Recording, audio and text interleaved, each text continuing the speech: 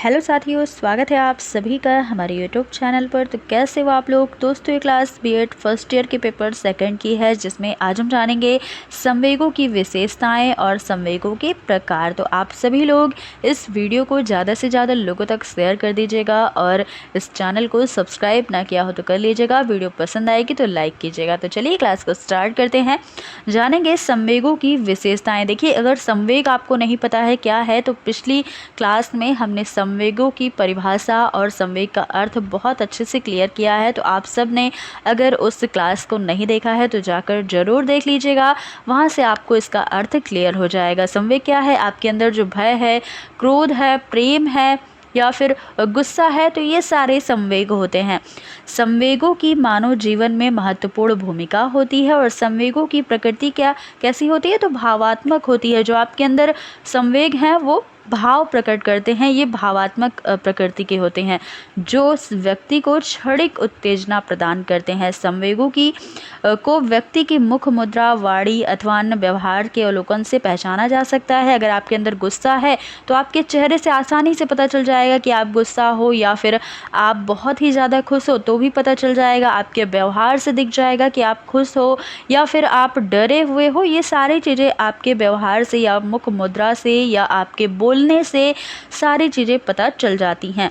तो संवेगों की विशेषताएं क्या क्या हैं, देखिएगा। संवेगों में व्यापकता पाई जाती है। संवेग पशु, पक्षी, बालक, वृद्ध सभी में पाए जाते हैं। चाहे कोई बूढ़ा हो, बालक हो, बच्चा हो, पशु पक्षी हो, सभी के अंदर संवेग पाए जाते हैं। मनुष्य की सभी दशाओं और अवस्थाओं में संवेग पाए जाते हैं। संवेगात्मक अनुभूतियों के साथ साथ कोई न कोई मूल प्रवृत्ति अथवा मूलभूत आवश्यकता जुड़ी रहती है। सामान्य रूप से संवेग की उत्पत्ति प्रत्यक्षीकरण के माध्यम से होती है और किसी भी संवेग को जागृत करने के लिए भावनाओं का होना आवश्यक है। आपके अंदर भाव होना चाहिए, तभी आपके अंदर प्रेम होगा या फिर आपके अंदर गुस्सा आएगा। तो ये इसको जगाने के लिए भाव का होना ज़्यादा आवश्यक है। प्रत्येक संवेगात्मक अनुभूति व्यक्ति में कई प्रकार की शारीरिक और शरीर संबंधी परिवर्तनों को जन्म देती हैं। संवेग में अस्थिरता पाई जाती है, ये स्थिर नहीं होता। जरूरी ऐसा थोड़ी ना होता है। आप खुद ही देखते होंगे कि अगर आप गुस्सा हैं तो क्या हमेशा गुस्सा ही रहेंगे, या फिर अगर खुश हैं तो हमेशा खुश ही रहेंगे। तो ये स्थिर नहीं होता है, संवेग अस्थिर होता है। संवेग मनोशारीरिक होता है। संवेग की दशा में बुद्धि काम नहीं करती है। जैसे एक एग्जाम्पल आप देख लीजिए, अगर आप किसी के प्यार में पड़े हैं तो आपकी बुद्धि वहाँ पर काम नहीं करती, भले ही आप कितना भी ज़रूरी काम हो आप उसे छोड़ देते हैं। तो ये इसका एक अच्छा एग्जाम्पल होगा। संवेग पर परिस्थिति और ग्रंथियों का प्रभाव पड़ता है। संवेग का प्रकाशन हर एक व्यक्ति व्यक्तिगत ढंग से करता है। सबका अलग अलग स्वभाव होता है कि कोई गुस्सा ज़्यादा होता है लेकिन फिर भी दूसरों के सामने प्रकट नहीं करता है। तो सबका अपना पर्सनल होता है तरीका इसे व्यक्त करने का। संवेग का परिणाम कोई क्रिया अवश्य होती है। प्रशिक्षण, ज्ञान, अनुभव की वृद्धि आदि के परिणाम स्वरूप मनुष्य में विशेषकर संवेगों का स्थानांतरण होता है। तो ये सारे संवेग की विशेषताएं थी जो आपने देखा है। अब देखिएगा संवेगों के प्रकार कितने हैं। तो संवेग कई प्रकार के होते हैं, लेकिन मैकडूगल ने इसके 14 मूल प्रवृत्तियों के सापेक्ष कुल 14 संवेग का उल्लेख किया है। तो यही एग्जाम में पूछा जाता है कि मैकडूगल के अनुसार संवेगों के प्रकार बताइए। तो ये एक नंबर वाले क्वेश्चन में आपको पूछा जा सकता है, जिसमें आपको मैकडूगल आंसर देना है। या फिर अगर ये पूछे कि मैकडूगल ने कितने संवेग बताए हैं, तो 14 संवेग बताए हैं। तो ये आपको अच्छे से ध्यान रखना है। जो 14 संवेग उन्होंने बताए हैं उनमें से प्रत्येक संवेग एक एक मूल प्रवृत्ति से संबंधित होते हैं। ये 14 संवेग तथा संबंधित मूल प्रवृत्तियाँ यहाँ पर देखिएगा।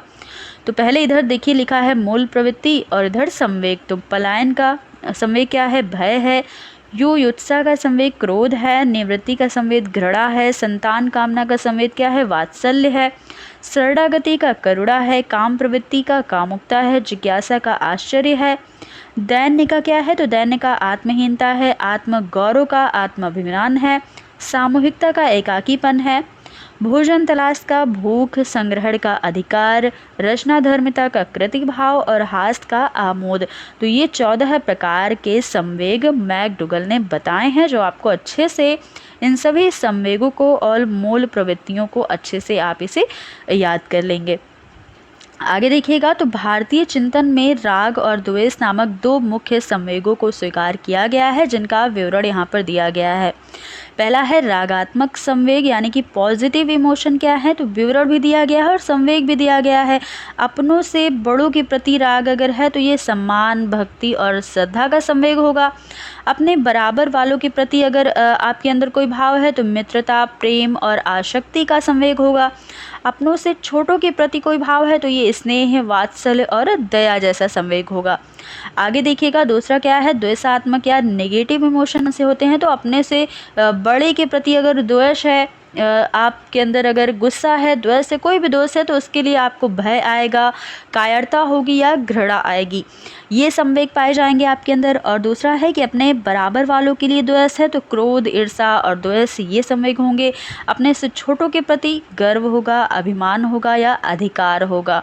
तो ये नेगेटिव इमोशन है और पॉजिटिव इमोशन, ये दो प्रकार के इमोशन पाए जाते हैं, तो आपको अच्छे से ध्यान रखना है। तो दोस्तों ये थी आज की हमारी क्लास। अगर आपको ये क्लास पसंद आई तो इसे ज़्यादा से ज़्यादा लोगों तक शेयर कर देंगे, वीडियो को लाइक कर देंगे। तो फिर मिलते हैं अगली क्लास में, तब तक के लिए धन्यवाद।